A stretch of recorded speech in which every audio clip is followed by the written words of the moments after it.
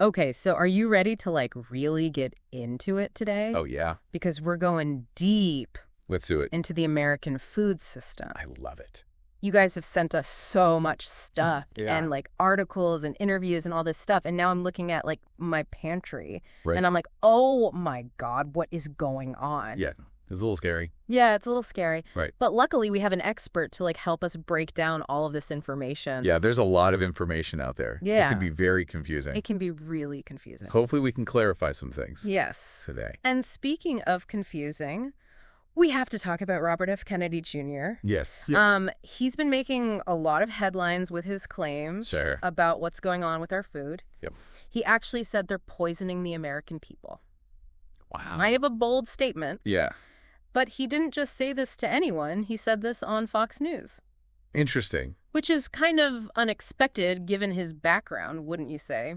Yeah, that's not the usual platform you would expect for him to be on, Right. but I think Yeah. it might be a way for him to reach a wider audience, Yeah. Or maybe he thinks that this is an issue that goes beyond, Right. left or right. Exactly. This is something that's affecting everyone. Yeah, so let's unpack some of his claims. Okay. One that really stood out to me was his whole thing on seed oils. Okay. He says they're one of the biggest problems behind all of America's health problems. Yeah. And he links them to obesity and heart disease. Yeah. But here's what I don't get. He claims that these oils are heavily subsidized by the government. Right. So why would the government be supporting something that's so bad for us? That's a really good question. It's counterintuitive, right? Yeah, and the truth is the world of agricultural subsidies is very, very complex. Okay. It's not always about promoting health Mm. or healthy ingredients. Right. Sometimes it's about, protecting American industries Okay. or stabilizing prices. Right. Or even just playing politics. Oh, interesting. So the outcome ends up that these unhealthy ingredients become cheaper and more widespread. Okay, that makes a lot of sense. And, now that I think about it, it's hard to find any processed food that doesn't have some kind of seed oil on the label. It's true. They're everywhere. Soybean oil, canola oil, corn, Yeah. they're everywhere. It's everywhere. And that's part of his point is that these harmful ingredients are so widespread and everywhere Right. that they're impossible to avoid. They're impossible to avoid. Pretty much. Yeah. Okay, so that brings us to another example that he talks about. Okay. Cereal. Ah. The brightly colored cereal aisle. I love cereal. I'm a sucker for a colorful box of cereal. Oh, me too. But Kennedy argues that those colors come from petroleum-based dyes. Right. And he claims that these dyes are linked to behavioral issues in kids, Yeah. like ADHD. There have been studies about Yeah. He also said that in Europe, Yes, those same cereals will use natural dyes. it's true. So what's going on there? Yeah, that's a good question. The regulations around food additives Okay. are different in different parts of the world. Got it. So Europe is a lot stricter Okay. about artificial dyes. Okay. They've banned some that are allowed in the U.S. Wow. For example, yellow 5 and red 40. Yeah. Those are very common dyes that are in a lot of cereals here. Right. And there have been some studies that have linked them to hyperactivity and some behavioral problems. Oh, wow. Now, the science is still a little bit up in the air about how strong that connection is. Okay. But it does kind of raise the question of why are these companies using natural dyes in other countries, but not here? Makes you think. Right. Especially if you're shopping for your kids. It does. Right. If they can do it in other countries, Right. why not here? Exactly. It's a good question. Okay, so this brings us to another labeling trick Okay. that Kennedy talks about a lot. Okay.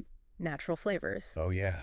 Oh, it sounds so healthy. I know. It sounds great, It sounds great. but it can be kind of misleading.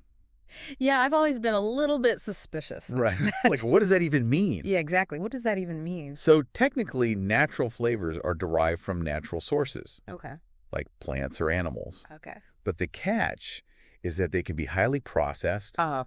and chemically altered. Oh. So the original source might be natural, Okay. but the final product Yeah. can be quite different. Okay. And they don't have to tell you what it is. It's like a mystery. It's a little bit of a black box. A black box. Yeah. So are we just being tricked by marketing?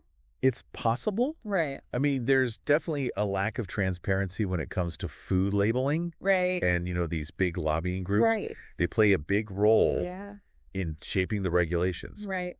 And sometimes consumers aren't the top priority. This is starting to sound like a conspiracy. Yeah. What is going on? It's a little scary. It's a little scary. Yeah. Okay, he doesn't stop there. Yeah. He goes after seemingly healthy foods. Like what? Like kale Oh, no. and strawberries. My favorites. I know, right? Really? He says that they can be loaded with harmful pesticides. Okay. Is there anything safe to eat anymore? Well, pesticide residues are a legitimate concern. Okay. And that's where this thing called the dirty dozen comes in. Okay, I've heard of that. Yeah. I think strawberries are always at the top of the list, Usually they are. which is sad. Yeah, because they're so delicious. So good. But- But if kale's not even safe, what are we supposed to eat? So the dirty dozen is meant to be a guide, Okay. not a list to scare you. Right. It's just to help you make informed choices. Okay. So, for example, if you're really worried about pesticides, Right. you could buy organic strawberries. Okay. Or you could choose a fruit Right. that's lower on the list, Okay. like avocados, sweet corn. Okay. So we just have to be smart shoppers. Right. Read the labels carefully and consider buying organic. Especially for the dirty dozen. Especially for the dirty dozen. Okay, got it. Yeah. But even if we do all that, Yeah. it sounds like Kennedy thinks this problem Yeah. is bigger than our individual choices. Absolutely. Right? He thinks we need systemic change. Okay. And he proposes a pretty radical solution. What's that? He wants a health czar, A health czar. a high-ranking government official Wow. whose only job is to improve the health of Americans. Wow. And he's even talking about using an executive order to try to eliminate Oh, wow. conflicts of interest within the FDA and the USDA. Wow. That's huge. Yeah. That's like, those are the agencies in charge of regulating our food. Exactly. So could that actually work? That is the question. I mean, we're talking about like really Yeah. powerful industries here. Yeah, it would definitely be a fight. Right. An executive order could have a big impact. Okay. But, the food industry Right. and their lobbyists Right. would fight back. Of course. Yeah. So this is intense. It is. We're talking about like Yeah. power struggles Yeah. and government agencies Yeah. and big corporations. It's like A lot. a political thriller, but on our plates. It really highlights how important food is. Right. It's not just what we eat. Right. It's about Yeah. who controls our food system. So we've covered a lot, And we have. from seed oils to artificial dyes to pesticides on our produce. It's a lot. It's a lot. Yeah. And we talked about this whole health czar idea. Yeah. There's a lot to think about. There's a lot to think about, and I think Yeah. that's a good place to stop for today. Yeah, I think so. Um, We've given you a lot to digest. a lot to digest Yeah. in this first part of our deep dive. Absolutely. Stay tuned for part 2, where we will explore these potential solutions in more detail and consider what we as individuals Yeah, can yeah. do Exactly. to navigate this crazy Yes. food landscape. This crazy world we live in, Yeah, this crazy food system. this crazy food system that we live in. Yes. All right, we'll be back. We'll be back.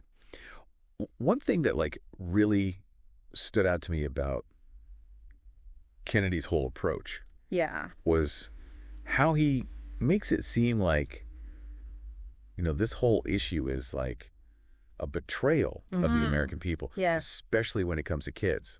Yeah. That really resonated with me too. Yeah. It's one thing for adults to make their own choices. But when it comes to kids, Yeah.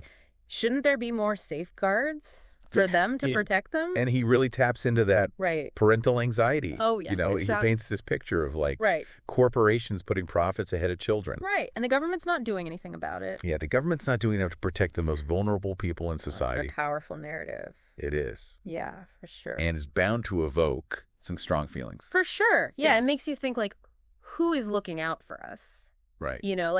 If these ingredients are as problematic as he says they are, Right. why are they allowed in our food? Yeah. Why aren't there stricter regulations? Exactly. Well, like we said before, Right. the food industry has a lot of power. They Mhm. have these huge lobbying groups. Yeah. And they're very effective at influencing policy. Okay. They say that these ingredients are safe Right. at the levels that are allowed. Okay. And they always say that there isn't enough scientific evidence Right. to support stricter regulations. So it's kind of like this back and forth Yeah. between, people who are looking out for our health Right. and the industry. Public health advocates versus the industry. Exactly. And we're stuck in the middle. And we're stuck in the middle Yeah. trying to read the labels. Right. And figure out what to buy. And make the best choices for our families. Exactly. Yeah. It's tough. It's There are no easy answers. And this whole health czar idea. Right. I mean, it sounds good at first. It sounds good. But is it really going to fix anything? Well, it's not a guarantee, right? Even with the best intentions. Yeah. This health czar would face a lot of opposition. Yeah. Political opposition, legal challenges. Yeah. Pushback from industry. It sounds almost like David and Goliath. It kind of is. Right. It's not easy to take on these big, powerful interests. Right. But is it impossible? I don't think so. Okay. We've seen public pressure work before. Oh, really?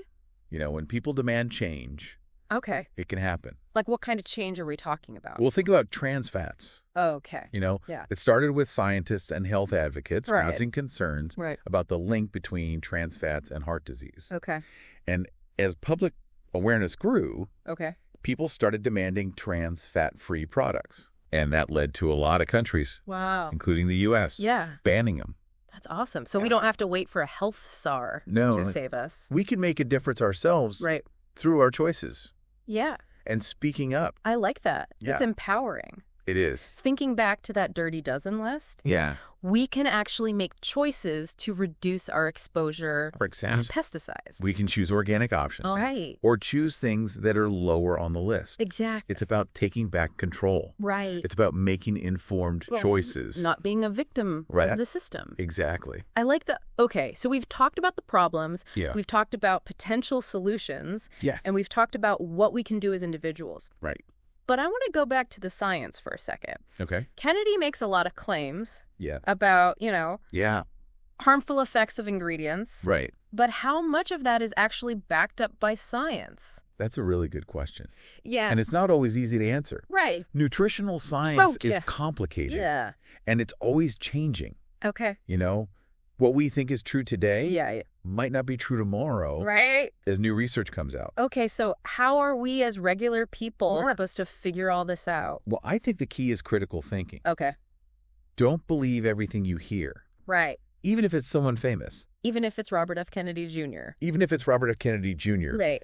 You know, question everything. Okay. Look for credible sources. Got it. And be wary of anything that sounds too simple. Yeah. It's like that saying, trust but verify. Exactly. Like, don't just blindly believe someone. Right. Do your research. Exactly. Read different perspectives. Yes. And try to, like, come to your own conclusion. I remember even scientists don't always agree. Oh, that's true. You know, they'll look at the same research and come to different conclusions. So it's like being informed. Yes. But also being okay with not knowing everything. Absolutely. There's not always going to be a perfect answer. Not always. Right. That's okay. Yeah, it's about finding what works for you. Right. Based on your values and what you understand of the information. Like finding that balance between being informed and not freaking out. Exactly. Not going down the rabbit hole. Yeah, for sure. Yeah. This deep dive has been really eye-opening. Yeah. We started out kind of alarmed by Kennedy's claims, Right. but now I'm feeling more empowered. Like that. Like, okay, there are problems. Yeah. But we can do something about it. Exactly. We're not powerless. Right. We can make choices. We can demand change. You can speak up. Exactly. I love that. That's the goal. Awesome. We want you to feel empowered. Yeah. Not scared. Exactly. Okay, so I think that's a good place to pause for now. We've covered a lot in this second part of our deep dive. Yes. When we come back, we'll wrap things up Okay. with some final thoughts Sounds good. and leave you with some questions to think about Yes. as you continue to navigate this crazy world. This crazy food system. The crazy food system. All right, we'll be right back. All right, we are back for the final part of our deep dive into the American food system. It's been a journey. It's been a journey. My grocery list is looking a lot different these days. I bet mine too. Yeah. Yeah, it's like we started out feeling kind of scared and overwhelmed by all of these claims. That can be a lot. It is a lot. Yeah. But now I'm feeling a little bit more empowered. Good, I'm glad. Yeah. That's what we want. Because it's like, okay, there are problems. Yeah. But we can do something. We're not powerless. We're not powerless. We have a voice. We do. So if we had to distill everything we've talked about into like one main takeaway for our listeners, what would it be?